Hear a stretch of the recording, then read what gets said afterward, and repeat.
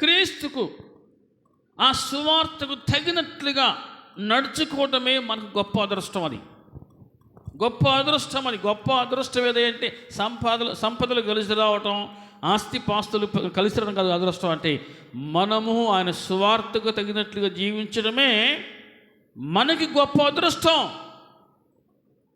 అది మనకి గొప్ప ఆనందం. నేను ఆయన కొరకు ఆయనను సంతోషపెట్టినట్లుగా నా జీవితాన్ని ఆయనకు అంకితం చేసుకున్నాను అని చెప్పుకున్న దానిలో ఉన్న ఆనందం అంతటి అదృష్టం మరి ఒక దాంట్లో ఉండదు. కాబట్టి దేవుని బిడ్డలారా, ఆయనకు తగినట్లుగా నడుచుకోండి అని వాక్యం సెలవిస్తా ఉంది. ఆయన ఎలా జీవించాడు ఈ లోకంలో? నేను ఈ లోక సంబంధిని కాదు అన్నాడు. నేను ఈ లోక సంబంధిని కాదు. యోహాను సువార్తలో ఒక మాట చూస్తూ ఉన్నాం. యోహాను సువార్త 8వ అధ్యాయంలో దేవుని బిడ్డలారా 16వ అధ్యాయం చూద్దాం. 15వ అధ్యాయం 16వ వచనంలో, మీరు నన్ను ఏర్పరచుకునలేదు, మీరు నా పేరట తండ్రిని ఏమి అడుగుదురో అది ఆయన మీకు అనుగ్రహించినట్లు మీరు వెళ్ళి ఫలించుటకునో మీ ఫలము నిలిచి ఉండుటకునో నేను మిమ్మల్ని ఏర్పరచుకొని నియమించితిని. హల్లెలూయా. మీరు నా పేరట తండ్రిని ఏమి అడుగుదురో అది ఆయన మీకు అనుగ్రహించినట్లు మీరు వెళ్ళి ఫలించుటకో మీ ఫలము నిలిచి ఉండుటకో నేను మిమ్మును చెప్పండి ఏర్పరచుకొని నియమించితిని. నేను మిమ్మును ఏర్పరచుకొని నియమించితిని. ఆయన మనల్ని ఏర్పరచుకున్నాడు. ఆ ఏర్పాటుకు తగినట్లుగా చెప్పండి, ఆ ఏర్పాటుకు తగినట్లుగా మనం ఉండాల్సిందే. చూద్దాం 17వ వచనంలో, మీరు ఒకరినొకడు ప్రేమింపవలెను అని ఈ సంగతులను మీకు ఆజ్ఞాపించుచున్నాను. లోకము మిమ్మును ద్వేషించిన ఎడల మీకంటే ముందుగా నన్ను ద్వేషించినని మీరు ఎరుగుదురు. మీరు లోక సంబంధులైన ఎడల లోకము తన వారిని స్నేహించును. అయితే మీరు లోక సంబంధులుగా ఉండకూడదు. చాలు, మీరు లోక సంబంధులు కాదు. మీరు లోక సంబంధులు కాదు. ఇప్పుడు మీరుగా ఈ ప్రశ్న వేసుకోగలుగుతారా? నేను లోక సంబంధిని కాదని, నేను లోక సంబంధిని కాదు అని ఎంతమంది చెప్పుకోగలరు ఈనాడు? నేను దేవుని సంబంధిని, ఈ లోకంతో నేను స్నేహం చేయట్లేదు, నేను దేవుని సంబంధిని, దేవుడు నన్ను ఏర్పరచుకున్నాడు, ఆ ఏర్పాటుకు ఆ పిలుపుకు ఆ సువార్తకు తగినట్లుగా నేను జీవించబద్ధుడనై ఉన్నాను, కాబట్టి నేను ఇక నుంచి ఈ లోక సంబంధిని కాదు అని ఎంతమంది అనుకోగలరు? నేను ఈ లోక సంబంధిని కాదని ఎంతమంది చెప్పుకోగలరు? అపొస్తలుడైన పౌలు అంటాడు, ఇక జీవించువాడను నేను కాదు, ఇక జీవించువాడును నేను కాదు, క్రీస్తే నా యందు అది జీవితం అంటే. ఇక జీవించువాడు నేను కాదు, నేను క్రీస్తుతో కూడా సిలువ వేయబడి తిని. మీరు మీ ప్రక్కన ఉన్న వారితో ఈ ప్రశ్న అడుగుతారా? అడిగితే బాగోదు. ఏంటన్నా ప్రశ్న అంటే, నిజంగా నువ్వు క్రీస్తుతో కూడా సిలువ వేయబడ్డావా? నువ్వు క్రీస్తుతో కూడా సిలువ వేయబడ్డావా అని ప్రశ్న అడిగితే, ఒక అన్యుడు వచ్చి నిన్ను అడిగితే, ఒక అన్యుడు, నీ సమాధానం ఏంటి? సరే, నీ తోటివారు కాదు, ఒక అన్యుడు వచ్చి నిజముగా నువ్వు క్రీస్తును వెంబడిస్తున్నావా, వెంబడించేవాడివేనా, నిజముగా నువ్వు క్రీస్తుతో సిలువ వేయబడ్డావా అని నిన్ను ఎవరైనా ఒక అన్యుడు వచ్చి నిన్ను ప్రశ్నిస్తే, అవును నేను క్రీస్తుతో కూడా సిలువ వేయబడ్డాను అని ఎంతమంది చెప్పుకోగలుగుతారు? దేవుని బిడ్డలారా, అంత ఆశమాషి కాదు. నువ్వు సువార్తకు తగినట్లుగా నువ్వు జీవిస్తే, పిలుపుకు తగినట్లుగా నువ్వు జీవించినప్పుడే, నిన్ను నీవు అదుపులో ఉంచుకున్నప్పుడే, ఆ ఏర్పాటుకు తగినట్లుగా ఉన్నప్పుడే నీవు సమాధానం ఇవ్వగలవు. అవును, నేను క్రీస్తుతో కూడా చెప్పండి సిలువ వేయబడితేని, ఇక జీవించువాడు నేను కాదు. దేవుని బిడ్డలారా, ఒక్కసారి మనంగా పరిశీలన చేసుకోవాలి. ప్రభు అంటాడు, మీరు ఈ లోక సంబంధులు కాదు. అంటే ఈ లోకము నుంచి ఆయన మనల్ని వేరుపరిచాడు. ఈ లోకం నుంచి ఆయన మనల్ని వేరు చేశాడు. మళ్ళీ మనము లోకంతో కలవకూడదు. మనం చేసే పనండి రోజు కాసేపైనా కొన్నిసార్లు అయినా లోకంతో కదా. ఎందుకంటే దేవుని బిడ్డలారా, మనలో ఏదైతే దేవుని చిత్తానికి విరుద్ధంగా ఉన్నవో వాటిని చంపుకోలేకపోతా ఉన్నాం, వాటిని విడిచిపెట్టలేకపోతా ఉన్నాం. దేవుని చిత్తానికి విరుద్ధంగా మనలో ఏవైతే ఉన్నవో వాటిని మనలో నుంచి తీసేసుకోలేకపోతా ఉన్నాం.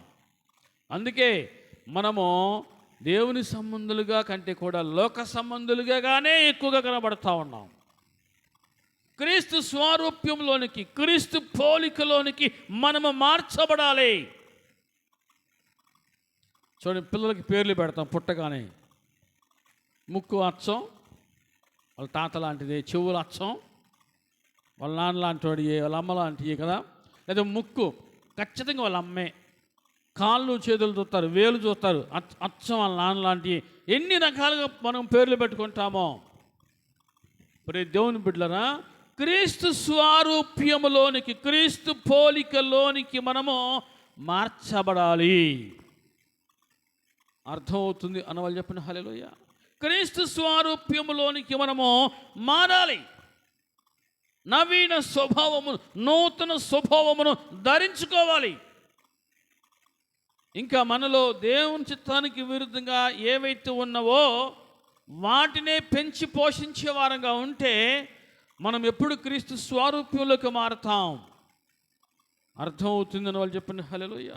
ఈరోజు చనిపోతే నీవు దేవుని యొద్దకు వెళతావా అని నిన్ను ప్రశ్నిస్తే నీ జవాబేంటి?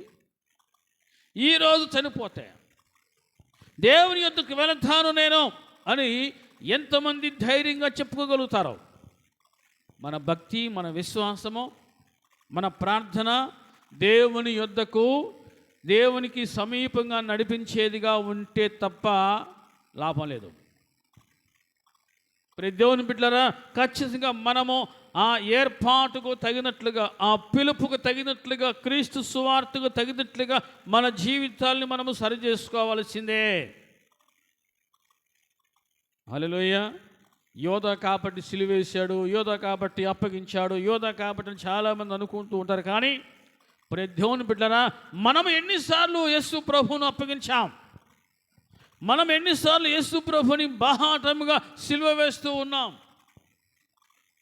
అర్థమవుతుంది అన్నవాళ్ళు చెప్పండి హల్లెలూయా. యోధా అప్పగించింది ఒక్కసారే, కానీ మనము మన ప్రవర్తన సరిగా లేకపోతే, మనం పిలుపుకు, సువార్తకు, ఏర్పాటుకు తగినట్లుగా జీవించలేకపోతే ప్రతిదినము కూడా యేసు ప్రభువుని ఆ సిలువకు అప్పగించే వారంగా ఉన్నామేమో, అప్పగిస్తున్నామేమో. ఈరోజు చనిపోతే నేను దేవుని యొద్దకు వెళతాను అని ఎంతమంది నమ్ముకుంటారు? అలా అనుకుంటారు. పరిశీలన చేసుకోవాలి. నీ ప్రక్కనున్న వారు ఈ ప్రశ్న అడిగితే నీ జవాబేంటి? ఈరోజు నువ్వు చనిపోతే నువ్వు దేవుని యొద్దకు వెళ్తావా అని నిన్ను అడిగితే నీ జవాబేంటి? హల్లెలూయా. దేవుని బిడ్డలారా, ఖచ్చితంగా మనం క్రీస్తు సువార్తకు తగినట్లుగా మనం జీవించాలి. మీరు ఈ లోక సంబంధులు కాదు అన్నాడు ఆయన. మీరు ఈ లోక సంబంధులు కాదు, నేను మిమ్మల్ని లోకములో నుండి ఏర్పరచుకొంటిని. హల్లెలూయా. ఎంతోమందికి దక్కని భాగ్యం మనకు దక్కింది. మనం అదృష్టవంతులం.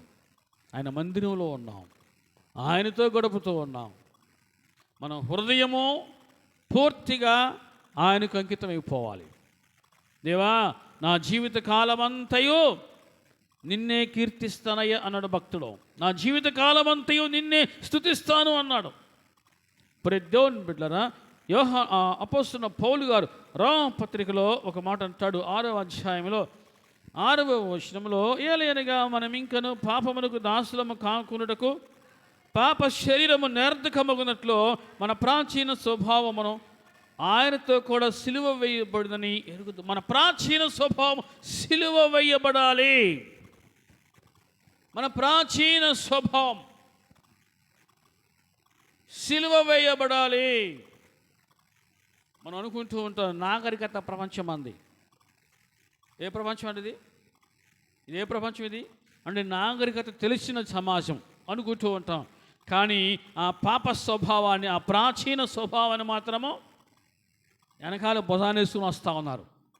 నాగరికతలోకి వచ్చి కూడా అనాగరికులుగా దేవుని బిడ్డరా ఆ మూటను, ఆ స్వభావాన్ని వెనకాలే భుజానే మోసుకుంటూ వస్తున్నారు చాలామంది. ఆ కక్షలు, ఆ పగలు, ఆ స్వార్థములు, అసూయలు, క్రోధములు ఇవన్నీ కూడా మూటగట్టుకొని భుజానేసుకొని వస్తూ ఉన్నారు. వాటిని విడిచిపెడతలా. వాక్యం సెలవిస్తోంది, మన ప్రాచీన స్వభావము ఆయనతో కూడా ఇక్కడే ఉంది, సిలువ వేయబడవలసి ఉన్నది. హల్లెలూయా. అప్పుడప్పుడు మనలో చెప్పండి ఏది లేస్తూ ఉంటుంది? నిద్ర. ప్రాచీన స్వభావం, పాత స్వభావం, లోకము, మనలో ఉన్న లోకము అప్పుడప్పుడు అది నిద్రలేస్తూ ఉంటుంది. ఊరుకోండి, అసలు నిద్రపోతేనే అనుకుంటారా? ఊరుకోండి, అసలు నిద్రపోతేనేగా లేస్తానికే. ప్రియ దేవుని బిడ్డలారా, క్రీస్తు సువార్తకు తగినట్లుగా జీవించకపోతే నువ్వు దేవుని సంబంధిగా నువ్వు ఎలా పేరు తెచ్చుకోగలవో? దేవుడు నా బిడ్డ అని ఎలా అంటాడు? నేను చూసే నా కుమారుడు అని ఎలా అంటాడు? నువ్వు ఆయన రాకడలో ఎత్తబడాలి, విడువబడకూడదు. ఎత్తబడితే నీకు గౌరవము, విడువబడితే నీకు అది అవమానం. నీకేది కావాలి? అవమానమా, గౌరవమా? అందరూ ఎలా ఉండాలి కోరుకుంటారు? గౌరవంగా బతకాలి అని అంటారు. దేవుడిచ్చే గౌరవము శాశ్వతం. నువ్వు ఎత్తబడితే అది నీకు గౌరవము, విడువబడితే అది నీకు అవమానం. వాక్యము సెలవిస్తోంది, మన ప్రాచీన స్వభావము ఆయనతో కూడా సిలువ వేయబడాలి. క్రీస్తు సువార్తకు తగినట్లుగా మనము జీవించాలి. అర్థమవుతుంది అని వాళ్ళు చెప్పండి. హల్లెలూయా. క్రీస్తు సువార్తకు తగినట్లుగా జీవించాలి. అనేక విధాలుగా దేవుడు మనల్ని దర్శిస్తూ ఉంటాడు, మనతో మాట్లాడుతూ ఉంటాడు, మాట్లాడిస్తూ ఉంటాడు, హెచ్చరిస్తూ ఉంటాడు. ప్రతి దేవుని బిడ్డరా, మనం ఎప్పుడైతే ఖచ్చితంగా దేవుడు నాతో మాట్లాడుతున్నాడు, నన్ను హెచ్చరిస్తున్నాడు అని గ్రహిస్తామో ఖచ్చితంగా మన ప్రాచీన స్వభావాన్ని ఖచ్చితంగా మనం సిలువ వేస్తామో. గ్రహింపు లేకపోతే అందరూ బతకట్లా, నేను కూడా బతుకుతున్నా అన్నట్టుగా ఉంటుంది. అలా ఉండకూడదు. ప్రతి దేవుని బిడ్డరా, వాక్యము అనేక విధాలుగా మనల్ని తాకుతూ ఉంటుంది. అర్థమవుతుంది అని వాళ్ళు చెప్పండి. హల్లెలూయా. క్రీస్తు సువార్తకు తగినట్లుగా మనం నడుచుకోవాలి. ఆయన పిలుపుకు తగినట్లుగా జీవించాలి. ఆయన ఏర్పాటుకు తగినట్లుగా మనం జీవించాలి. మన ద్వారా దేవుని నామానికి అవమానం రాకుండా ఉంటే చాలు.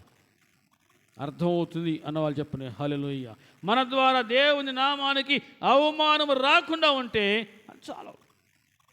కాబట్టి మన జీవితాన్ని, మన ప్రవర్తనను క్రీస్తు సువార్తకు తగినట్లుగా మలుచుకుందాముగాక. దేవుడు మనల్ని, మన కుటుంబాలు దీవించునుగాక. ప్రార్థన చేసుకుందాం. మోకరించండి.